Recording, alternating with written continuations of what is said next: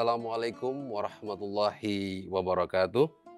Innal hamdalillah nahmaduhu wa nasta'inuhu wa nastaghfiruh wa na'udzubillahi min syururi anfusina wa min sayyiati a'malina. May yahdihillahu fala mudhillalah wa may yudlil fala hadiyalah. Asyhadu an la ilaha illallah wahdahu la syarikalah wa asyhadu anna Muhammadan abduhu wa rasuluh. Allahumma sholli ala sayyidina Muhammadin wa ala alihi wa sahbihi ajmain bi ihsanin ila yaumiddin, amma ba'du. All the praises due to Allah, in such a way to Him, seek His help and refuge to Allah from the evil within ourselves and the evil results in our deeds. For whomsoever Allah has guided, none can misguide. For whomsoever Allah has allowed to go astray, none can guide. I bear witness, no God worthy to worship but Allah, and Muhammad sallallahu alaihi wasallam was the last messenger of Allah. Dear respected and honorable brothers and sisters in Islam, in Quran, Surah Ali Imran, verses 133 and 134, Allah Subhanahu wa Ta'ala says, A'udzubillahi minasyaitonir rajim. Wasari'u ila mahfiratin min rabbikum wa jannatin arduhas samawati wal ard uiddat lil muttaqin allazi la yunfiquna fis sarra wad dharra wal kazimina al haiza wal afina anin nas wallahu yuhibbul muhsinin. In these verses, Allah highlighted that and hasten towards forgiveness from your Lord and paradise as fast as the heavens at the earth, prepared for who's mindful of Allah. They are those who donate in prosperity and adversity, control their anger, and pardon others, and Allah loves the good doers.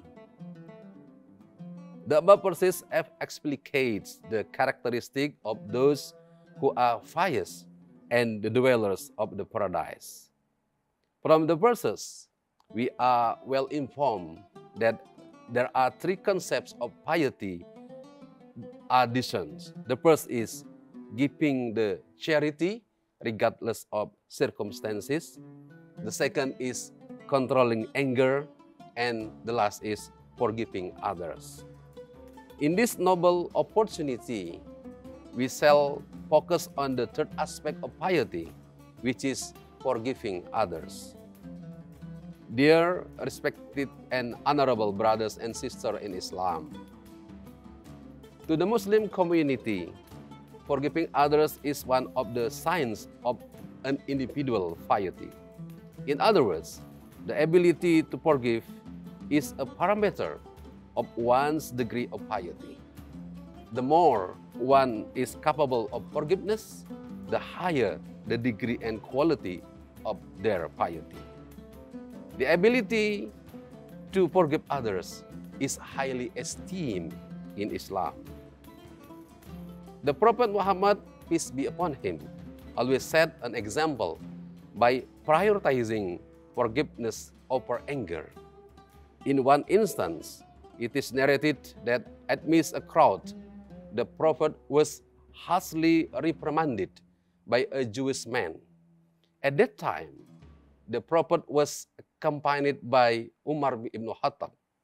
The Jewish man in his reprimand roughly said something along the lines of, Muhammad, your debt is due today. Settle your debts promptly. Aren't you ashamed of your ancestor for being unable to repay your debt? Upon hearing the words of the Jewish man, Umar appeared visibly enraged. He hoped that the Prophet would sever the head of the Jewish man for acting rudely and disrespectfully towards the Prophet. However, Umar's hope that is not fulfilled because the Prophet only responded to the Jewish man's rebuke with a smile and a restrained reaction. Throughout the journey back home, Umar wondered if the Prophet truly owed a debt to the Jewish man. Umar kept this question in mind throughout the journey to the Prophet's house. Upon arrival at home, the Prophet called for Umar.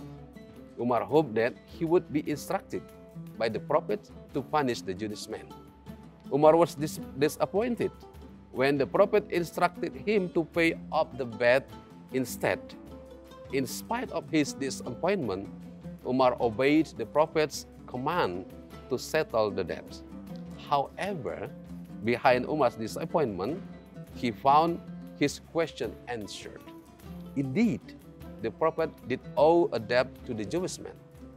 Before departing, Umar questioned to the Prophet, "O Messenger of Allah, is it true that your debt falls due today?" The Prophet replied, "No, it is not. The due date for my debt is still far off. It is not today." Upon hearing the Prophet's answer, Umar felt relieved.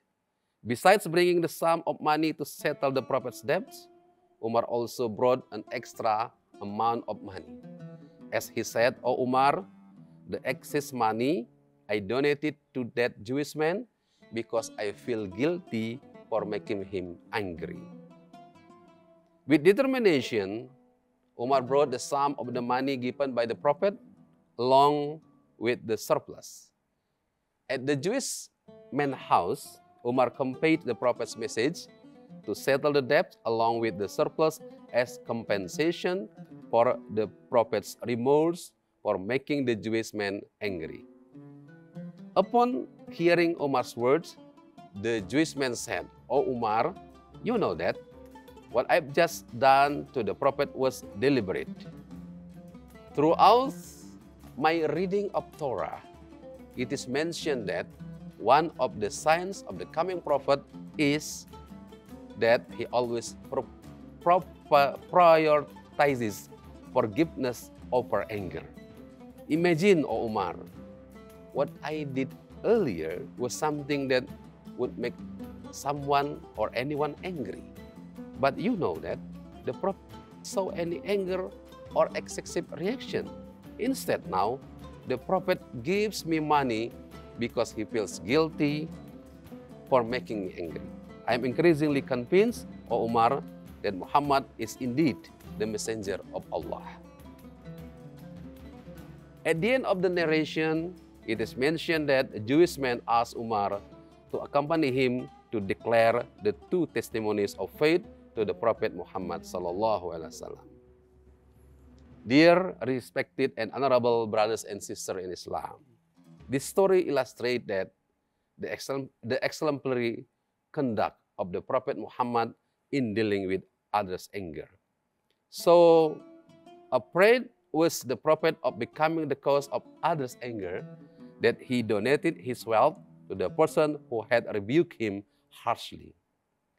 This teaches us the importance of prioritizing forgiveness over unleashing anger. Hence, the ability to forgive others becomes a sign of whether an individual's faith is of high quality or not. However, when we forgive others, Islam teaches us that more forgiveness is not enough. There must be other action taken as genuine manifestation of the forgiveness given. As we know, the term forgiveness in Arabic, afu, fundamentally means erasing what happened. When computers were not yet known, all typing process were done manually. If there was a typing error, we would erase it, either with correction fluid or an eraser. But the best eraser still leaves traces. When we write a pencil and make a mistake, when we erase it, no matter how good the eraser is, the traces still remains. Similarly with our mistakes, every mistake we make is imprinted in our heart, always leaving a mark. To illustrate this, consider the following made-up or fictional story. A father imparted values to his son, saying, "My child, when you are angry or cause others to be angry, drive a nail into our home space, our home fence. Report to me until you can no longer drive a nail because you have learned to control yourself." The child follows his father's instructions. On the first day, he dropped so many nails because he could not control himself. But from day to day, he managed to reduce the number of nails driven. Eventually, he reached out a point where he could no longer drive any nails because he had learned to control himself. The child reported this to his father. The father was pleased with the report. However, the task was not yet complete.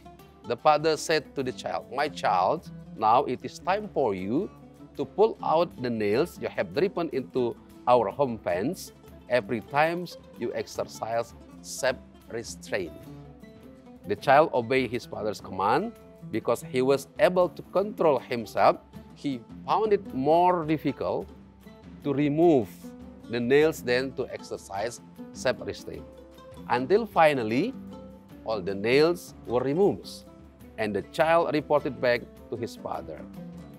The father took the child outside to the fence where the nails had been removed, and then said, "My child, now look, our home fence is full of holes.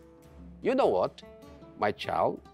When you make a mistake, you have driven a nail into the heart of the person you have hurt. Then, when you forgive them, you have removed your mistake. But look at the results.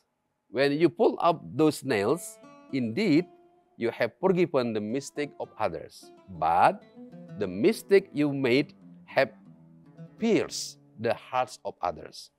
No matter how much you want to patch or cover up the holes left by the nails that you have been pulled out, fundamentally, those holes cannot be erased. Their outer form may not be visible, but the reality, those holes are eternal, tearing at the hearts of the others.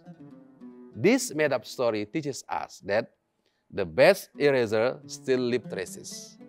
Every mistake we have made leaves an imprint on the heart. Another illustration that reflects this can be seen in the following true story. Two neighboring mothers were so close. They often went to the mosque together.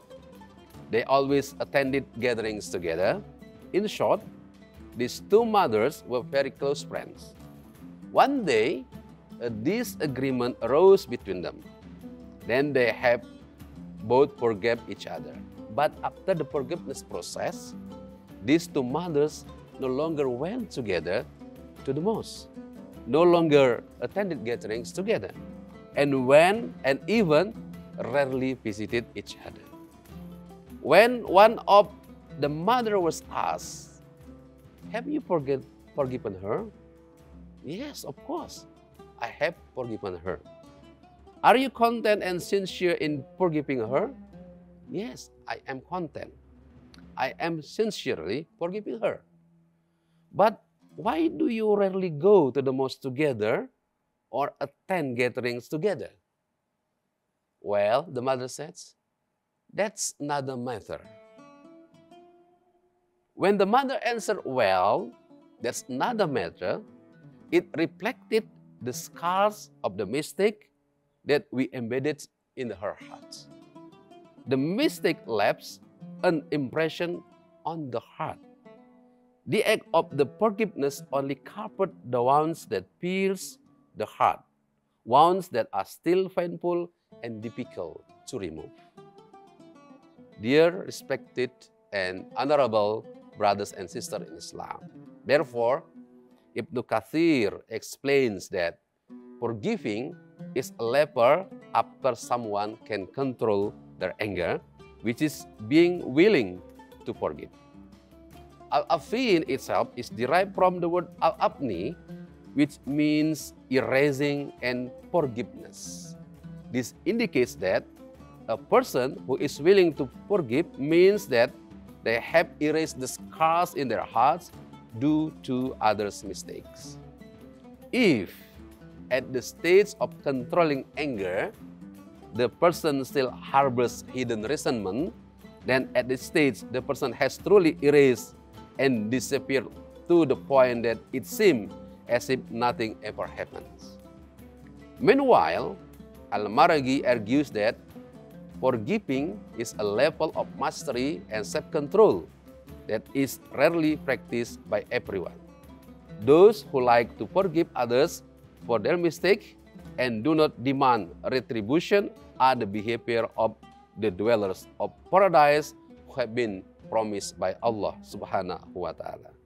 Thus, Islam teaches us that after we apologize, we should not stop there. After forgiving, it should be followed by musyafa. Musyafa means turning over a new leaf. If we type with a typewriter, then the typing errors should not be covered with correction fluid or erased, but it is better to replace the paper with new one. We retype on a new sheet of paper. Therefore, after forgiving, we should open a new chapter. We melt away our mistake. We bury them until we return to how it was before we disagreed or made a mistake. If we have done this, then our forgiveness becomes perfect.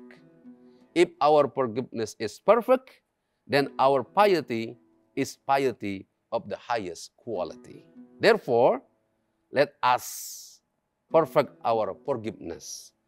Don't let us forgive others just superficially, just covering the wounds that stab the heart.